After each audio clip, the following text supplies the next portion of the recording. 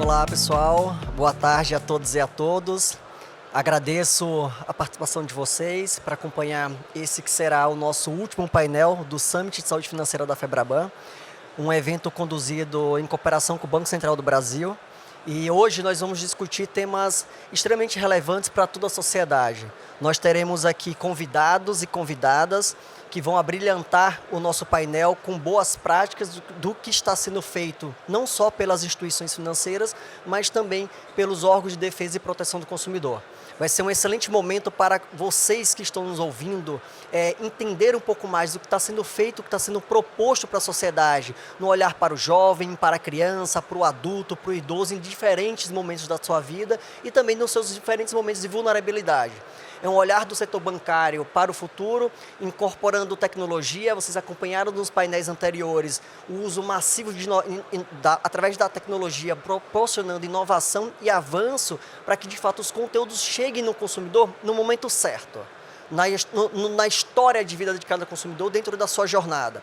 Então aqui a gente vai trazer um pouco do que está sendo feito pelas instituições e eu espero que vocês aproveitem cada vez mais. Para apresentar as boas práticas, eu convido aqui ao palco para compor esse painel e compartilhar boas conversas, o Marcelo Moreno, que vou já contextualizar aqui, Head de Finanças Sustentáveis da Caixa, seja bem-vindo. Eduardo Trigueiro, analista de cidadania e sustentabilidade do Sicoob.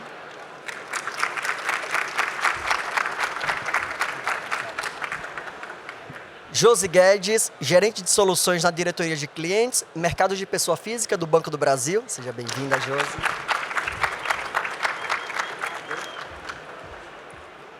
Rosana Guiar, superintendente de ESG do Banco BMG.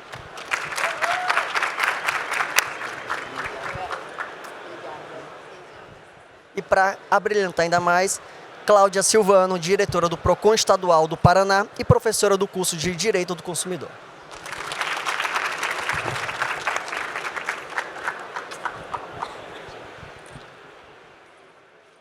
Que privilégio, pessoal.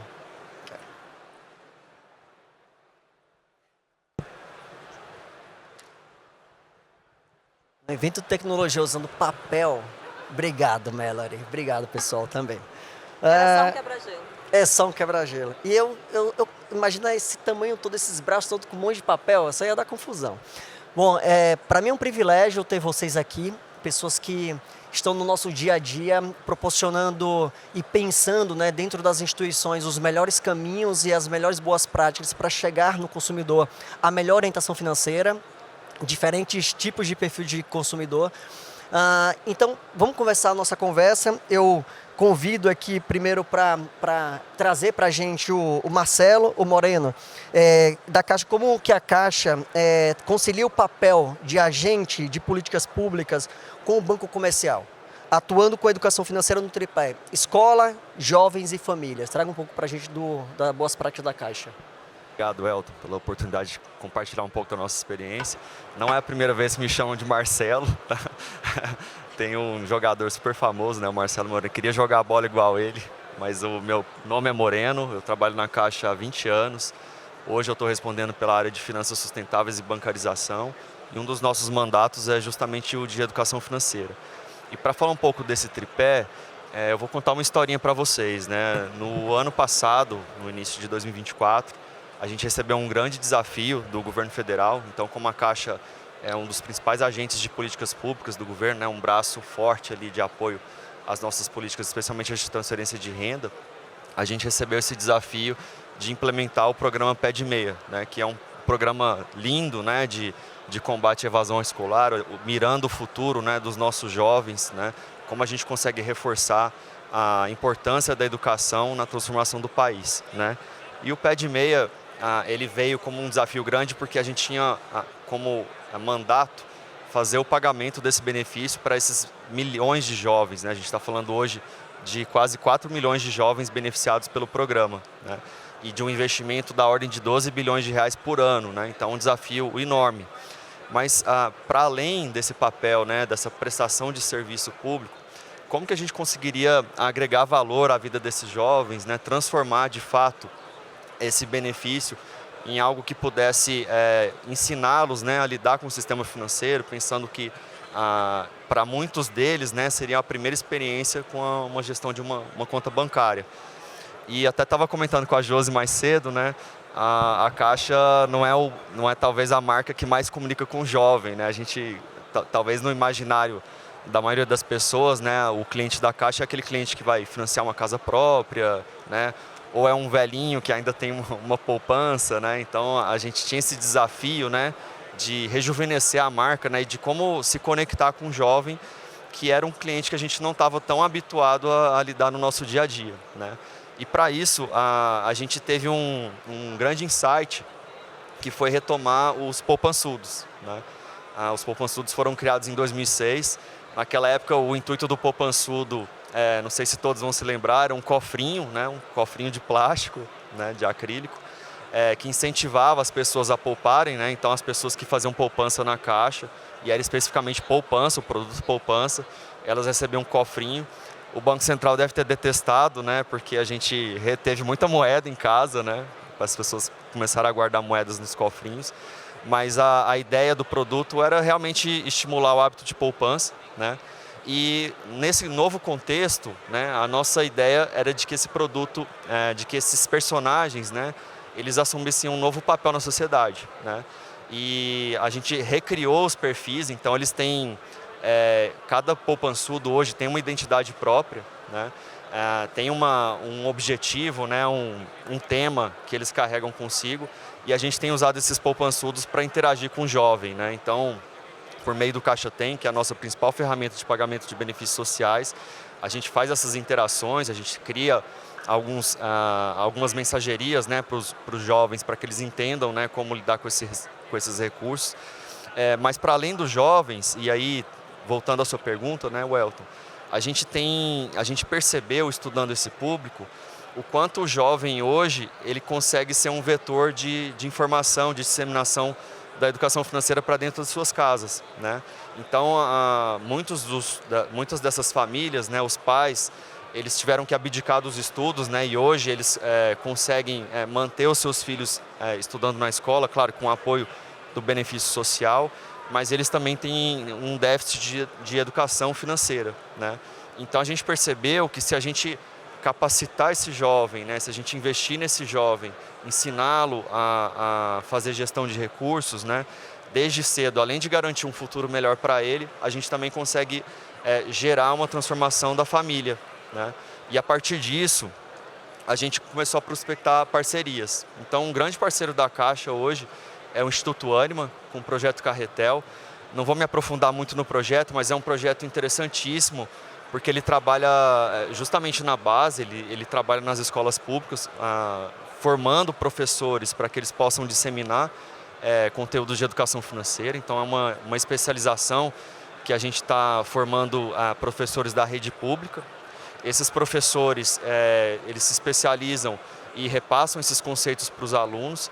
E por meio desse projeto, com o investimento do Fundo Socioambiental, a gente tem conseguido também fazer um acompanhamento das famílias desses jovens, né? Então também é uma perspectiva que eu gosto de trazer também, de que a gente precisa viver dois mundos, né? A gente tem o mundo digital, que é o mundo que dá escala, a gente sabe da importância de aplicativos, né, de soluções digitais, das fintechs também, desse trabalho todo que é feito no mundo digital, mas a gente não pode esquecer do lado humano, né, e de como as relações humanas também fortalecem esses conceitos, né? E esse é um projeto que ele fala muito com esse lado mais humano da educação financeira. Um outro projeto que a gente está trabalhando também em parceria, afinal a gente não faz nada sozinho, né? Hoje está cada vez mais claro essa atuação em ecossistema, é uma parceria com o Instituto CNP, que é o projeto Saldo Positivo, que também atua com jovens do ensino médio de escolas públicas, e aqui a gente já está trabalhando com uma jornada mais híbrida, né? Então, ao mesmo tempo que a gente está criando uma trilha de desenvolvimento da educação financeira, uma trilha digital, a gente também está apoiando com mentorias presenciais. Então, a gente forma também os professores e eles, uma vez capacitados, também eles fazem algumas interações com os alunos, e a gente sempre estimula da mesma forma que os jovens levem esses conhecimentos para dentro de suas casas. Tá? Eu vou passar um videozinho aqui para a gente mostrar a importância dessas interações, dessas oficinas. É uma oficina que a gente realizou lá em Brasília, num piloto, de uma oficina de dinheiro e juventude, né? Com alguns testemunhos de como foi esse projeto.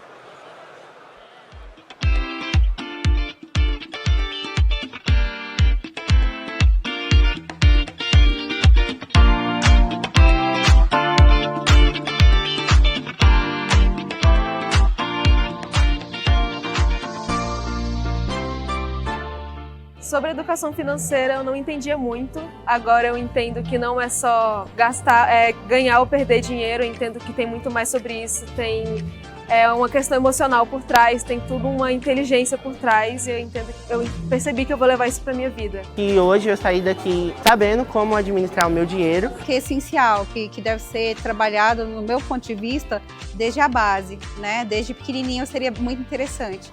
Mas já que a gente não tem todo esse acesso, toda a oportunidade que a gente tem de estar acessando para a gente é muito enriquecedor. E hoje foi uma alegria muito grande porque a gente conseguiu reunir escolas públicas de Planaltina, Centro de Ensino Médio e Centro Educacional, junto com a programação da Caixa e junto com a metodologia do Fórum, que é trazer uma palestra, trabalhar a mão na massa sobre como fazer o Canvas de vida, como fazer a trilha do saldo positivo e depois trazer uma oficina mais lúdica de arte de rimar e que a gente possa também relaxar, se divertir quando o assunto é dinheiro. A ideia é exatamente que eles possam voltar para casa com vontade, com curiosidade, então por isso a gente desenvolveu atividades que são pedagógicas, que são lúdicas, que tragam o assunto de uma forma bem tranquila e bem acessível. É isso, Elton, que eu queria passar para vocês. Queria colocar, né, a nossa empresa, né, a nossa unidade à disposição. Quem tiver ideias novas também para compartilhar. Quero conhecer as ideias dos colegas aqui também. A gente pode muito trabalhar em parceria, né? Porque essa é uma agenda que, se a gente se juntar, a sociedade só tem a ganhar. Então, obrigado pela oportunidade e estou à disposição para a gente discutir o assunto aqui.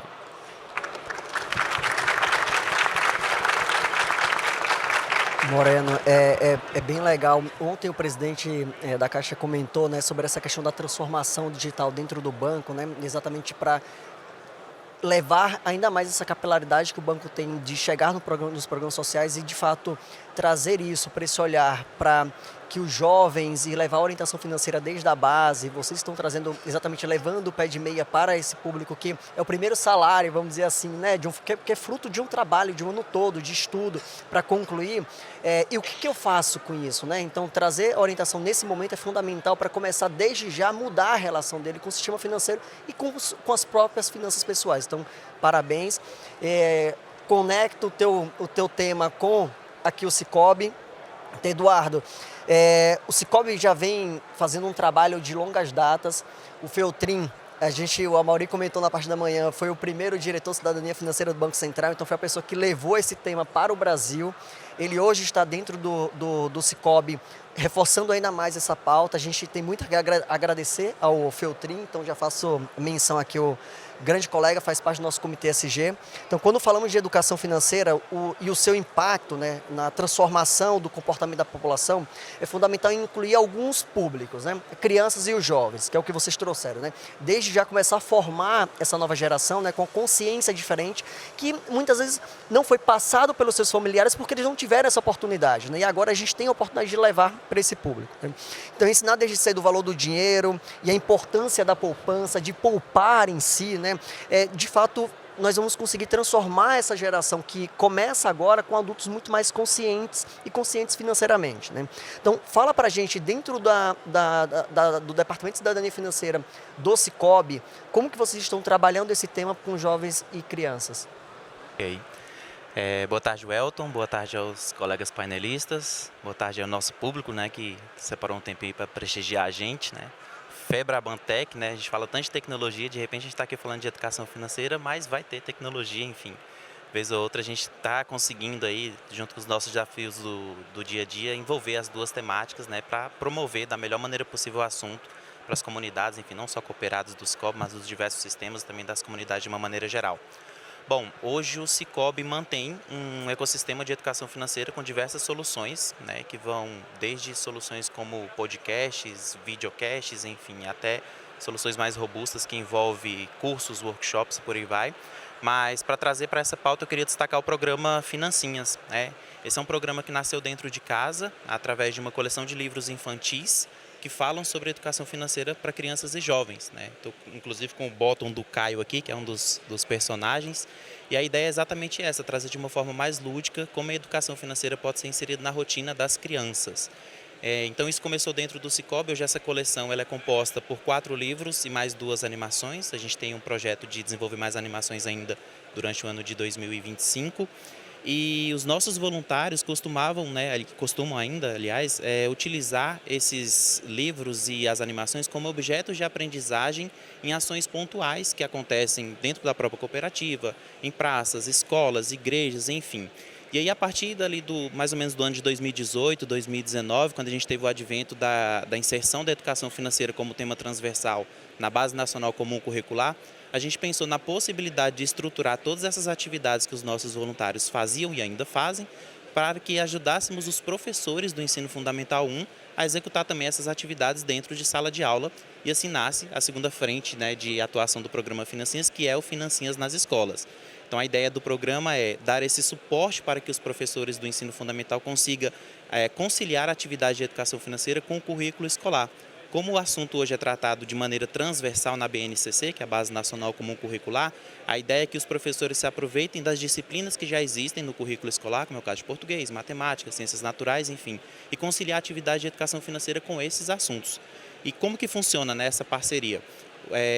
O Cicobi tem situações em que procura as escolas de determinadas regiões, até porque a gente tem hoje quase 5.000 pontos de atendimento pelo Brasil, então a gente tem essa capilaridade de chegar em diversas comunidades, e a gente também tem demandas de escolas que nos procuram, né, a respeito da implementação do programa. E aí, a partir do momento que é fechada essa parceria, a gente disponibiliza uma trilha online para que esses professores possam entender como que o programa funciona, as premissas de educação financeira e outros assuntos, Welton, que a gente acaba abordando junto com a educação financeira, né? Como é o caso da cidadania, o consumo sustentável. Então, são outros conceitos que a gente acaba trazendo junto ali para não ficar somente na educação financeira, né? E aí, a partir do momento que esse professor conclui essa trilha, a gente chama eles para realizar um workshop, que aí a gente ajuda eles no sentido de idealizar quais atividades que eles conseguem realizar dentro da sala de aula. Os profissionais do Cicobi apoiam eles nesse sentido, né, até por conta de todo o entendimento de educação financeira que a gente já tem. E a partir disso a gente também tem os materiais pedagógicos e metodológicos que são também disponibilizados para que esses professores possam trabalhar essa educação financeira dentro de sala de aula. Durante o ano letivo, eles executam essas atividades, sempre com acompanhamento da cooperativa, né, dos funcionários da cooperativa junto à instituição. E no final do ano a gente faz uma reunião para entender como que se deu, né, que tipo de desafio que ocorreu, facilidades, que tipo de melhorias que a gente pode implementar na metodologia. E normalmente saem grandes histórias, né? Eles nos mostram fotos, vídeos de atividades que aconteceu dentro da sala de aula, enfim. E aí, só para vocês terem uma ideia, né, da magnitude, né, o programa ele foi lançado oficialmente em 2022. Só no ano de 2024 nós beneficiamos mais de 46 mil alunos, foram 300 escolas participantes e 1.500 professores envolvidos. Mas claro, né, que quando a gente fala de transformação, talvez os números fiquem aquém do que de fato a gente quer mostrar, né? Eu queria contar para vocês rapidamente 2 histórias que remetem bem a essa questão da transformação da educação financeira na vida das pessoas. Uma delas ocorre aqui no interior de São Paulo, numa cidade chamada Taquarituba. Os profissionais lá da região do Cicobi ouviram uma oportunidade de executar o programa Financinhas numa APAE, para quem não conhece, né, é a Associação de Pais e Amigos dos Excepcionais, e eles conseguiram fazer adaptações no programa para implementar o Financinhas para crianças com deficiência. E aí, uma das histórias mais bacanas que a gente ouviu é de um jovem que participou do programa e que nunca tinha ido a um supermercado, porque os pais não consideravam ele apto para entender como funcionava o estabelecimento, a troca do dinheiro por um produto ou serviço. E através de uma atividade que o professor da APAE levou ele até o supermercado para fazer uma pesquisa de preços, ele conseguiu entender como que era a dinâmica de um supermercado, porque ele não entendia nem como que o alimento chegava até a casa dele. Então isso parte do princípio do que a gente quer com o programa, que é exatamente prover cada vez mais autonomia e independência para que as pessoas tomem as decisões financeiras da melhor maneira possível. E tem uma outra história bacana que acontece no interior de Minas, né? A professora Lindaura, ela dá aula numa escola que fica numa comunidade quilombola, Santo Antônio dos Moreiras, que é próxima a Angelândia, Vale do Jequitinhonha. Não sei se tem alguém aí da região, mas talvez alguém conheça. Ó, Adalberto ali, que é diretor do Scope Crédito Jequitinhonha, está ali prestigiando a gente. E essa comunidade, para vocês terem uma ideia, em épocas de chuva, ela fica praticamente isolada por conta da dificuldade de acesso de chegar ao local, né? E a professora Lindaura, né, conheceu o programa, começou a executá-lo dentro de sala de aula, e a partir do relato que ela fez para a gente através de um prêmio que a gente tem todos os anos, que é o Prêmio Cooperar para Transformar, ela foi uma das selecionadas e passou por uma experiência em Brasília, conseguiu, através dessa premiação, ela conseguiu conhecer a cidade de Brasília, fazer esse tour, conhecer uma das nossas sedes e participou também de uma imersão educacional com um profissional, né, não sei para quem está na área de educação, o professor Pacheco, né, que é um dos grandes expoentes hoje da área de pedagogia. E ela nos relatou como esse momento, através da educação financeira, né, de um prêmio nesse caso, transformou a vida dela, inclusive perspectivas da forma de trabalhar a educação financeira, não só na vida dela, mas na vida dos alunos. E é um dos preceitos que a gente sempre tenta trazer para os nossos programas, né, que a educação financeira, ela precisa de fato dar essa autonomia para as pessoas. E aí muitas vezes a gente vai trabalhar, claro que aqui a gente está com foco de falar de educação financeira para crianças, mas a gente tem muitos adultos também precisando disso, né? E às vezes quando a gente vai falar ou precisar da interveniência de um adulto para falar de educação financeira para criança, a gente muitas vezes esquece que esse adulto talvez não tenha tido acesso a essa educação financeira, né? Por isso que hoje a gente, além do Financinhas, também tem outros programas nesse sentido. E aí é bacana mostrar essas histórias, né? Porque, como eu disse, né, acho que vai muito além de números, né? Quando a gente, claro que dentro desses 46 mil alunos a gente deve ter diversas outras histórias de transformação, enfim, mas eu quis destacar essas duas justamente por conta das singularidades.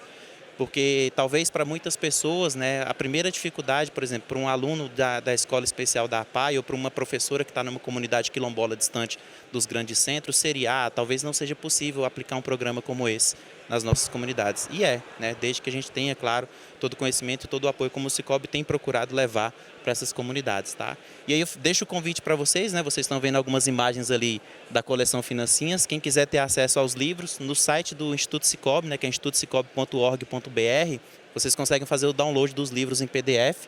Hoje ele está em 4 idiomas, né, além do português, inglês, espanhol e pomerano, né? Tem algumas regiões do Brasil que utilizam o livro, inclusive na educação infantil. Então fica o convite para vocês, caso vocês queiram começar a transformação dentro de casa, né, de repente com os filhos, sobrinhos, amigos, enfim. Os livros estão lá à disposição e vai ser um maior prazer compartilhar com vocês todos esses ensinamentos de educação financeira, tá bom? É isso, Elton.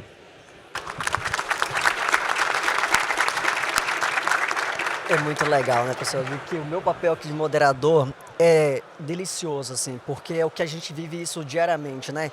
E eu constantemente vou reforçar para vocês que estão nos ouvindo que tudo isso que está sendo falado aqui é para vocês, para que vocês possam utilizar para vocês enquanto adultos, para que vocês possam replicar para crianças que estão dentro da casa de vocês ou para a sociedade, para a comunidade de vocês. Então, assim, as instituições que estão aqui trazendo todos os sistemas simplesmente estão mostrando que tem isso à luz, que pode ser utilizado e acessado a qualquer momento. Então, peçam, nos acionem, cobrem para que isso chegue na comunidade. Então as escolas podem acionar aqui tanto a Caixa como o Cicobi, como também as outras instituições. Então sempre entendam que todas as mensagens que estão sendo passadas aqui é para que vocês possam usar o papel de vocês nesse momento do painel como multiplicadores dessa informação. Nós já gostaríamos que toda a sociedade estivesse aqui no Febrabantec, mas nem todo mundo teve o privilégio de estar aqui como vocês estão. Então multipliquem essas mensagens, porque eu acho que são cases aqui maravilhosos. Bom, Rosana, eu queria entender um pouquinho do Banco BMG. Vocês estão fazendo um trabalho que a gente acredita também que é desmistificar, né, a linguagem da educação financeira, trazer menos engravatado, como a Mauri comentou no primeiro painel, né, e trazer uma linguagem mais leve, mais divertida, mais lúdica. E eu sei que dentro do BMG tem um instituto que vocês trabalham fortemente também levando a orientação financeira para diversos públicos. Então, como que o BMG está utilizando a forma lúdica da educação financeira, né, da linguagem, para chegar em muito mais pessoas, levando cada vez mais orientação financeira para mais pessoas dentro do nosso país? Ok, obrigada. Boa tarde, pessoal. Obrigada, gente. E obrigado pela pergunta, Elton, porque ela tem tudo a ver com o que a gente... eu acho que eu tô... tá aqui. Deixa eu só pegar o passador aqui antes de eu começar a falar, que fica mais fácil. Tem tudo a ver com o que a gente está fazendo lá no BMG. Desde que a gente começou a pensar a questão da educação financeira, como é que a gente ia colocar isso em prática, o desafio que a gente se colocou era assim, como é que a gente torna esse assunto, que é complexo para a grande maioria das pessoas, principalmente para criança, e sinceramente falando, muitas vezes é chato também, né, dependendo da visão de quem está olhando. Então, como é que a gente transforma isso numa coisa legal, numa coisa leve, numa coisa gostosa, né? Porque a gente sempre teve a convicção de que e a neurociência prova isso, né, de que a criança aprende melhor quando ela está brincando, quando ela está se divertindo. E a gente, adulto, né, e a criança que está dentro da gente também aprende melhor quando a gente está se divertindo. Então, a gente quis trazer isso para a educação financeira do BMG. Esse é um trabalho do Instituto Marina e Flávio Guimarães, né, junto com o Banco BMG. O Instituto é o braço social de todas as empresas do grupo BMG. Aqui apresentando para vocês, só voltando aqui, né? Peraí, só um pouquinho. Esse é o Bemi, né? Esse esquilinho laranja que está aqui. Ele é o personagem principal da nossa história, de todas as atividades que a gente faz de educação financeira, que tem literatura, que tem jogos, que tem contação de histórias, tem uma série de atividades, eu vou mostrar rapidamente aqui, que o objetivo é levar a educação financeira, mas sem a criança perceber que ela está aprendendo, né? Ela está ali brincando, se divertindo, e à medida que ela vai fazendo isso, ela vai aprendendo e trazendo aqueles ensinamentos para o dia a dia dela. O BM, que é esse nosso protagonista, até o Moreno estava falando, a gente segue a mesma lógica. Ele é o cofrinho do BMG lá dos anos 70, ele era muito icônico, principalmente em Minas Gerais, né, que era o cofrinho do esquilinho, as crianças sonhavam com aquele cofrinho. Não sei se tem alguém de Minas aqui que é dos anos 70 que lembra do cofrinho. E aí, quando a gente foi pensar nesse personagem, eu falei assim, não, vamos ressuscitar o BM. Hoje é lógico que a gente está em 2024, então ele é uma inteligência artificial, ele é um esquilinho, é a forma principal dele, mas ele se transforma numa série de coisas. E ele leva um grupo de crianças junto com ele para navegar na questão dos conceitos principais de educação financeira, né? A gente fala de crédito, de poupança, de endividamento, de gestão dos seus recursos, e como é que a gente pode fazer isso de uma forma melhor, mas de uma forma interessante, né? A gente conta a história de uma forma interessante. Então, esse foi a primeira atividade que a gente fez, que foi esse livrinho. Ele está na Amazon, depois eu vou deixar o QR Code para vocês baixarem. E o legal desse livrinho é que